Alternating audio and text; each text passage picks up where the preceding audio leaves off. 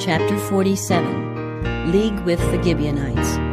This chapter is based on Joshua 9 and 10. From Shechem, the Israelites returned to their encampment at Gilgal.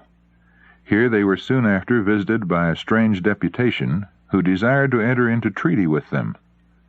The ambassadors represented that they had come from a distant country, and this seemed to be confirmed by their appearance. Their clothing was old and worn, their sandals were patched, their provisions moldy, and the skins that served them for wine bottles were rent and bound up, as if hastily repaired on the journey. In their far-off home, professedly beyond the limits of Palestine, their fellow countrymen, they said, had heard of the wonders which God had wrought for his people, and had sent them to make a league with Israel. The Hebrews had been especially warned against entering into any league with the idolaters of Canaan, and a doubt as to the truth of the strangers' words arose in the minds of the leaders. "Peradventure ye dwell among us," they said.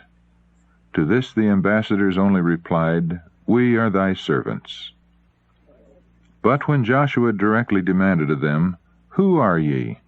And from whence come ye?" they reiterated their former statement and added, in proof of their sincerity, "This our bread we took hot for our provision out of our houses on the day we came forth to go unto you.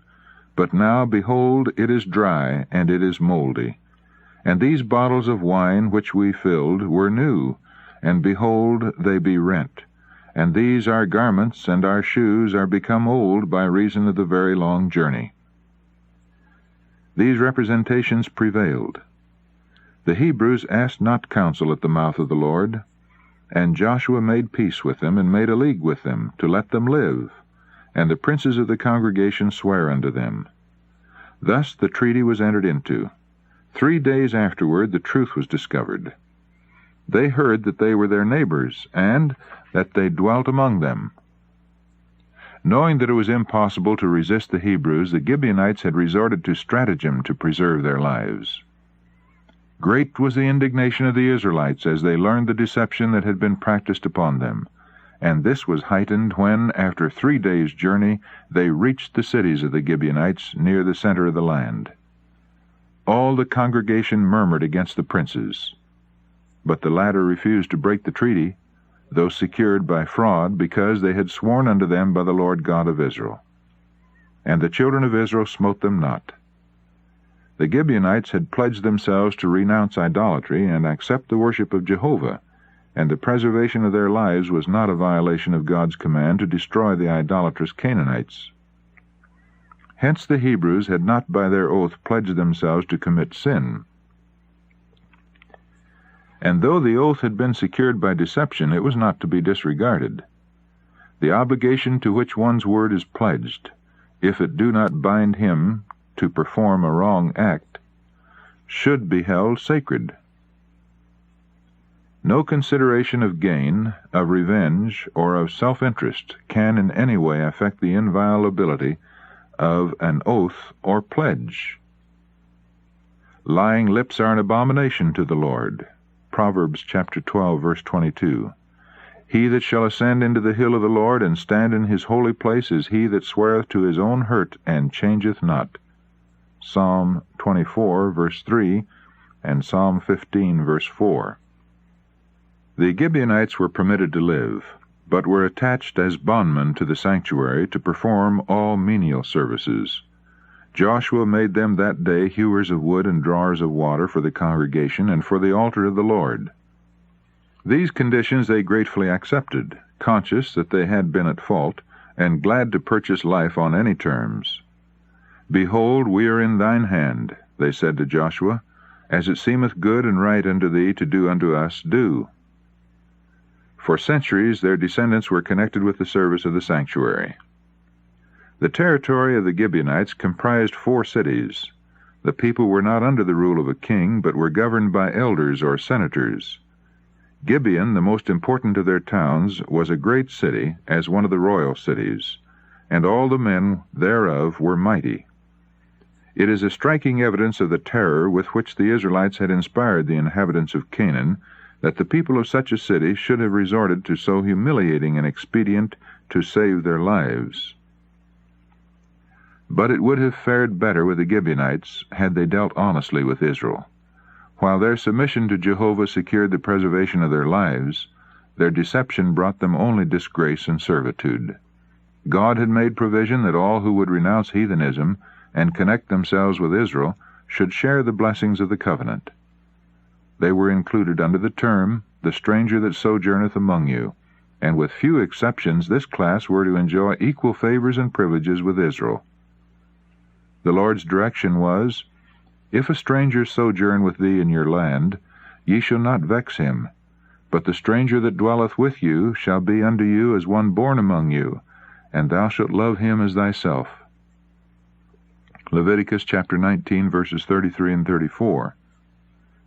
Concerning the Passover and the offering of sacrifices, it was commanded, "One ordinance shall be both for you of the congregation and also for the stranger that sojourneth with you.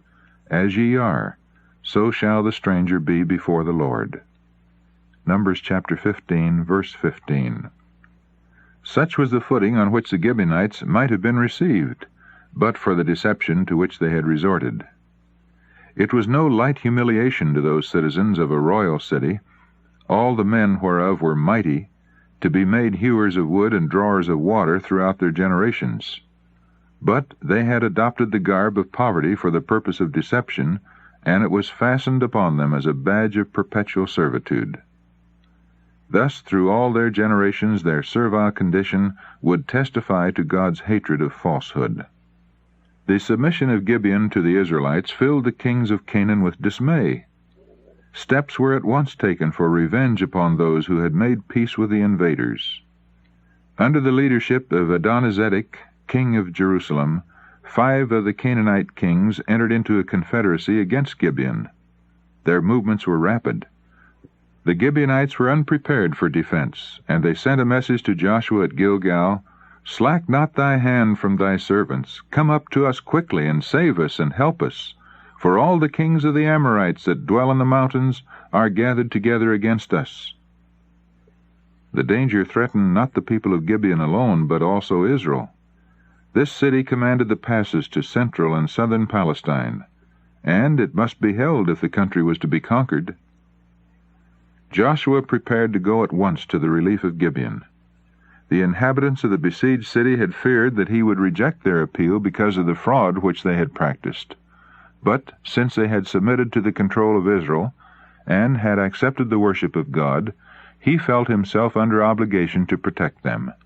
He did not this time move without divine counsel, and the Lord encouraged him in the undertaking.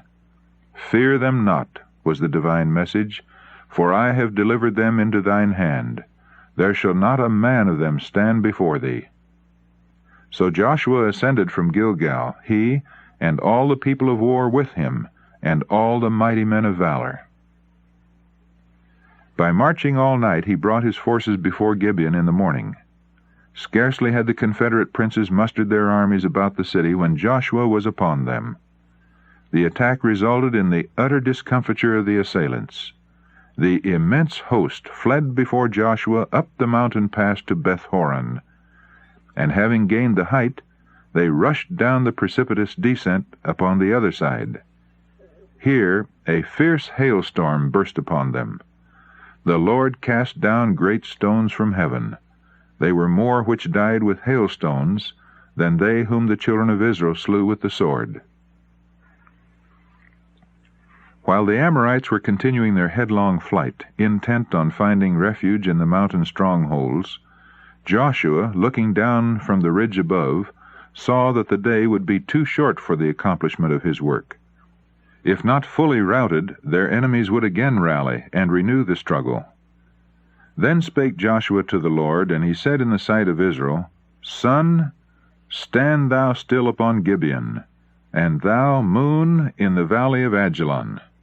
And the sun stood still, and the moon stayed, until the people had avenged themselves upon their enemies. The sun stood still in the midst of heaven, and hasted not to go down about a whole day. Before the evening fell, God's promise to Joshua had been fulfilled. The entire host of the enemy had been given into his hand. Long were the events of that day to remain in the memory of Israel. There was no day like that before it or after it, that Jehovah hearkened unto the voice of a man. For the Lord fought for Israel. The sun and moon stood still in their habitation. At the light of thine arrows they went, and at the shining of thy glittering spear. Thou didst march through the land in indignation. Thou didst thresh the heathen in anger. Thou wentest forth for the salvation of thy people. Habakkuk chapter 3, verses 11 to 13. The Spirit of God inspired Joshua's prayer that evidence might again be given to the power of Israel's God. Hence the request did not show presumption on the part of the great leader. Joshua had received the promise that God would surely overthrow these enemies of Israel, yet he put forth as earnest effort as though success depended upon the armies of Israel alone.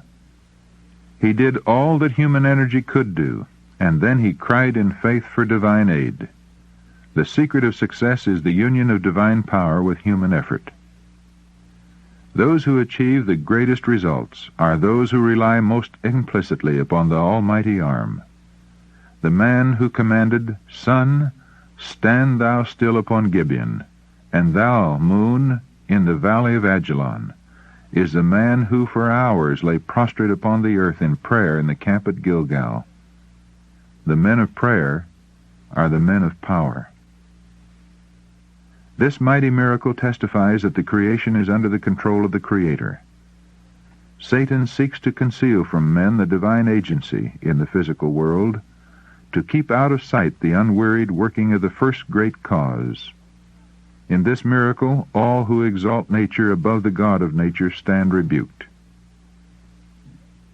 At his own will, God summons the forces of nature to overthrow the might of his enemies. Fire and hail, snow and vapor, stormy wind fulfilling his word.